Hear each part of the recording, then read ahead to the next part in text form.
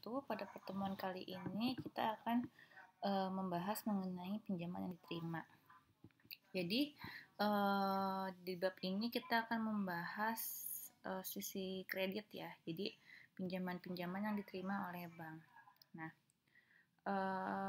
jadi jenis-jenis pinjaman yang diterima itu ada pinjaman dari bank lain, yaitu pinjaman yang diperoleh dari bank lain. Ada pinjaman dari luar negeri atau two-step loan. Ada pinjaman obligasi, yaitu bukti hutang kepada investor yang dijamin oleh lembaga penjamin efek. Ada bantuan likuiditas Bank Indonesia, dan ada pinjaman yang diterima dalam rangka pembiayaan bersama atau sindikasi. Nah, kita mulai dari yang pertama, yaitu pencatatan pinjaman yang diterima dari kreditur. Nah, pencatatan komitmen ini diikuti pencatatan realisasi pinjaman. Jadi gini, transaksi pinjaman yang diterima didahului dengan perjanjian antara pihak kreditur dan debitur. Perjanjian ditantangkan oleh kedua belah pihak. Terus perjanjian ini dalam akuntansi disebut dengan komitmen. Sebagai komitmen tagihan bank yang tidak dapat dibatalkan, maka akan dicatat dalam rekening administratif rupiah sisi debit dengan nama RAR fasilitas pinjaman diterima dan belum digunakan.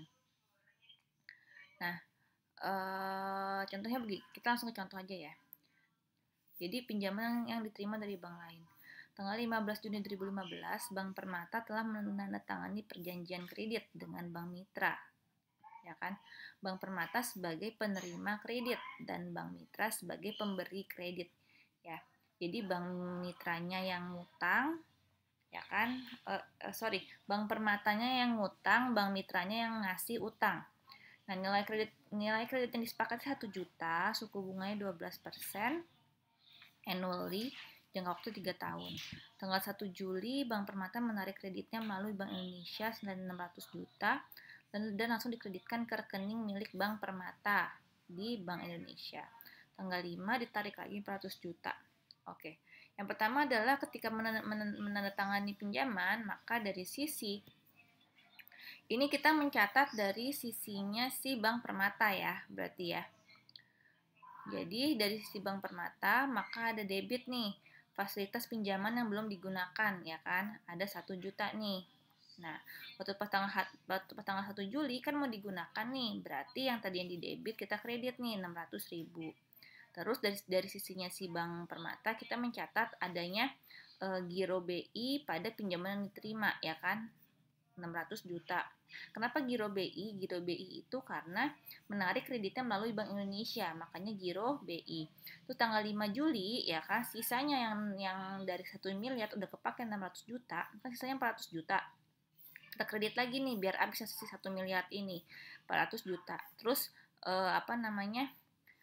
nah kalau yang tanggal 5 itu dia tidak menariknya melalui Bank Indonesia, tapi langsung didebitkan ke rekening giro Bank Permata. Maka di sebelah debitnya adalah giro bank lain pada pinjaman yang diterima sebesar 400 juta. Jadi dilihat ya, nomor 2 sama nomor 3 itu bedanya adalah kalau yang nomor 2 itu melalui BI, maka di sebelah debitnya adalah giro BI. Kalau yang nomor 3 itu adalah langsung ke si bank mitranya gitu loh.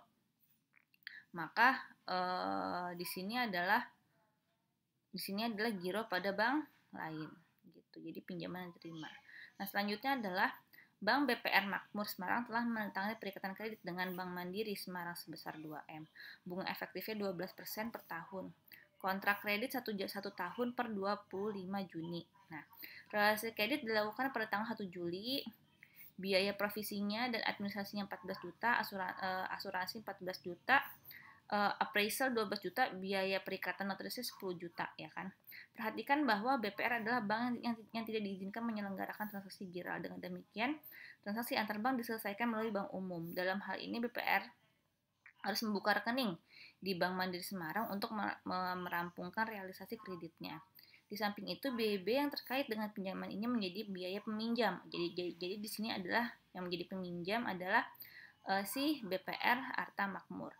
BB itu misalnya biaya administrasi ya, ini administrasi, perikatan, appraisal, sama biaya asuransi kredit. Nah, ini adalah tabelnya. Gimana cara nyari tabelnya? Kalian ingat gak waktu pas kita membahas mengenai kredit yang diberikan? Ya, Rumusnya itu adalah yang ini saya kasih tunjuk dulu nih ya. Rumusnya itu yang ini. Bentar.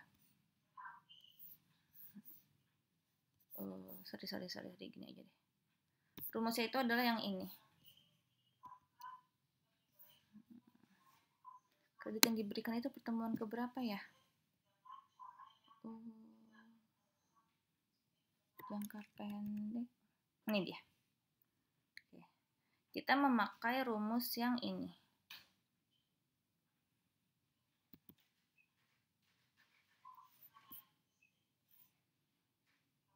Oke, sebentar. Oke. Kita memakai rumus yang ini untuk bunga efektif. Ini ya. Jadi kita harus cari tahu dulu angsuran tiap bulannya. Jadi kalau untuk di kasus ini berarti 2 miliar ya kan dikali 1%. 1% dapetnya dari mana? 12% per tahun ya kan, berarti per bulannya adalah 1% dibagi ya kan. Nih kita lihat. Berarti di sini adalah 2 miliar dikali 12% per 12 dibagi 1 dikurangin dalam kurung 1 plus 1% ya kan, pangkat min 12. Kenapa pangkat min 12? Karena dia kreditnya itu hanya 1 tahun. Kontak kredit 1 tahun. Nanti coba kalian lihat, kalian cek hasilnya akan 177.697. Gitu ya. Jadi di sini kita bisa lihat ya kan tabelnya. Cara mengisi tabelnya pun sama seperti yang sudah pernah saya ajarkan di kredit yang diberikan gitu. Harus 77 kita kurangin dengan cicilan bunganya ya kan. Jadi harus 177 itu terdiri dari cicilan bunganya sebesar 20 juta. 20 jutanya dapat dari mana? Yaitu 2 miliar dikali 1% sama dengan 20 juta. Sisanya adalah cicilan pokok gitu, 157. Maka dapat angka 1842 ini dari 2 miliar dikurangin 157, jadi 1842. Lalu dan seterusnya ya. Terus di sini kan tetap nih ya angkanya ya. Maka kan di sini kan 1842. Maka cicilan bunganya yang di sini adalah 1842 dikali 1%, 18.425. Maka 159 ini didapat dari 177 dikurangi dengan 18, maka 159.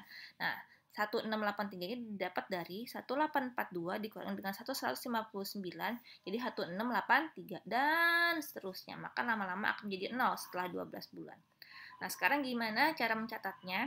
Cara mencatatnya adalah kita debit lagi nih rekening fasilitas pinjaman yang belum digunakan sebesar 2 miliar. Lalu pada tanggal saat realisasi tanggal 1 Juli, kita kredit lagi 2 miliar supaya habis. Lalu pada saat pinjaman diterima, maka ya kan kita kan ada biaya-biaya tadi ya, maka kita catat dulu nih biaya-biaya ini 14, 12 sama 10 ya kan, 14, 12 sama 10 ya kan. Terus bank lainnya sebesar 1950 sebelah debit, maka sebelah kreditnya adalah sebesar 2 miliar ya. Lalu ini adalah jurnal untuk tiap bulannya ya. Untuk tiap bulannya maka giro pada bank lain ya kan, pada giro bank lain adalah kita membayar pinjaman kita 177 ya kan. Terus pinjaman yang diterimanya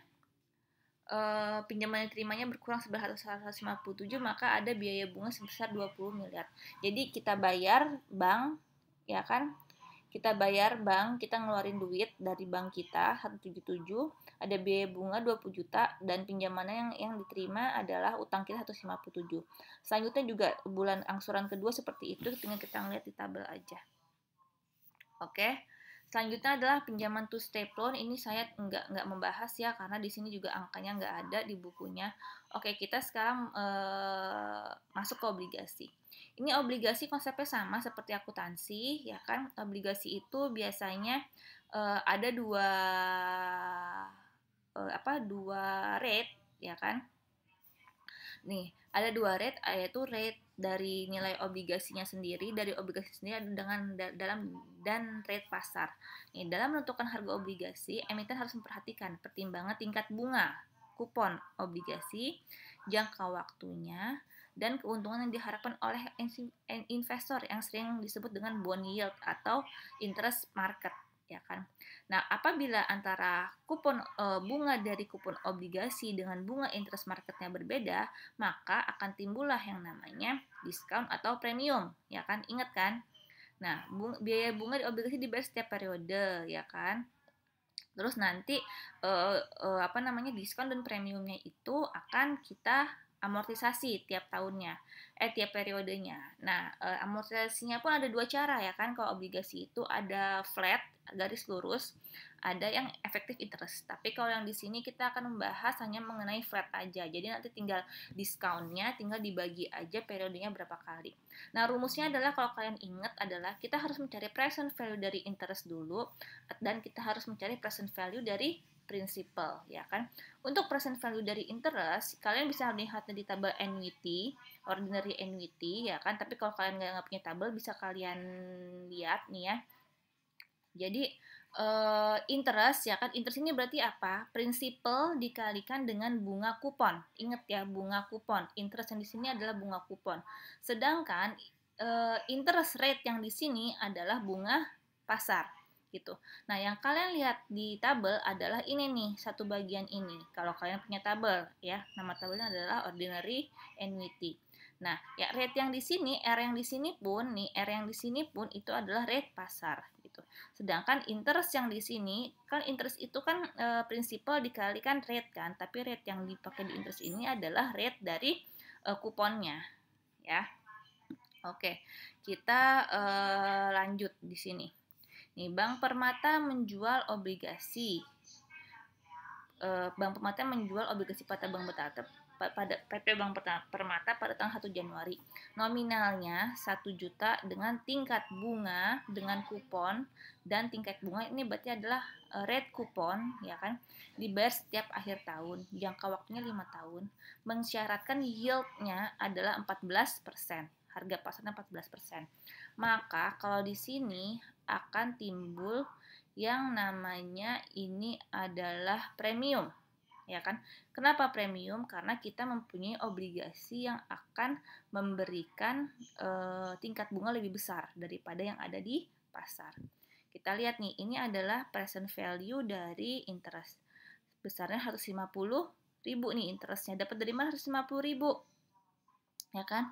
1 juta, ya kan, dikali dengan 15%, yaitu 150.000. Nah, sedangkan rate yang dipakai di sini adalah rate yield, rate pasar. Maka muncullah 1.034.000. Nah, ini adalah premium.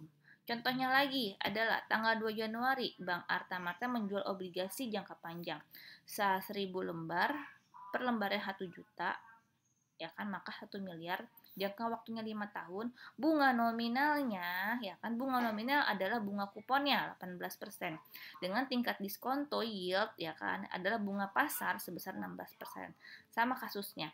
Maka bunga kuponnya 18%, kita akan memberikan obligasi dengan harga 18 dengan bunga 18%, sedangkan di pasar ada jual obligasi 16%, maka akan terjadi premium. Ya kan, kenapa terjadi premium? Karena kita bisa menjual obligasi kita dengan harga yang lebih mahal. Kenapa dengan harga yang lebih mahal? Karena bunga yang kita tawarkan lebih besar daripada yang ada di pasar. Oke. Bunga obligasi adalah 1 juta dikali 18%, yaitu 180.000. Bunga ini kan dibayarkan setiap tanggal 31 Desember selama 5 tahun, ya kan. Oke, berarti bayarnya periodenya per tahun, berarti akan 5 kali nih kita bayar. Dengan demikian pembayaran bunga merupakan anuitas, ya kan. Nah, sekarang kita cari dulu, ya kan, nilai tunai itu adalah present value. Present value dari si bunganya, yaitu bisa memakai rumus yang tadi, yang di atas ini, ya kan. Kalau kalian nggak punya tabel, itu hasilnya sama aja, ya kan. Didapatkanlah nih, lo lihat harga obligasinya 1.138, bener kan, premium nih. Sedangkan nilai obligasi kita 1 miliar. Dari sini, ya kan ada selisih nih, itulah nanti yang namanya, kalau dari sisi bank itu namanya adalah agio obligasi. Kalau di akuntansi kita bilangnya adalah premium. Nah, jurnalnya gimana? Jurnalnya adalah kan obligasi kita tetap dong nilainya 1 miliar ya kan.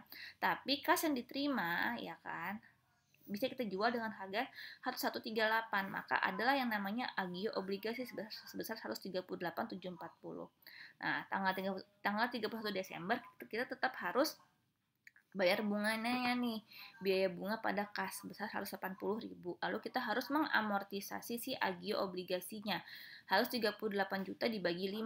Nanti hasilnya adalah 27 juta. Kalau di akuntansi ini bisa digabung. Jadi biaya bunga, agio obligasi pada kas. Bisa langsung ya. Kalau di akuntansi seperti itu. Nah, udah selanjutnya adalah nih, bagaimana kalau obligasi dijual dengan harga di bawah harga nominal, ya kan? Kalau di bawah harga nominal, misalnya di sini kan 138 nih. Misalnya ternyata rate-nya itu dibalik nih. Rate obligasinya yang 16%, tapi rate pasarnya 18%. Kalau seperti itu kan investor kan nggak ada yang mau beli obligasi di kita kan, karena kan rate bunga yang kita tawarkan lebih kecil daripada di pasar. Maka kita jual sebesar diskon. Jadi kita jual dengan diskon. Maka nanti nilai yang di sini itu nggak di bawah 1 miliar. Jadi misalnya 800 juta. Kalau 800 juta, maka jurnalnya akan seperti ini. Akan ada yang namanya diskon atau disagio gitu. Nah, kalau disagio ini sama cara amortisasinya, maka kalau yang misalnya disagio itu nanti akan diamortisasi di sebelah, kan saldo normal disagio kan sebelah debit, maka akan kita amortisasi di sebelah kredit.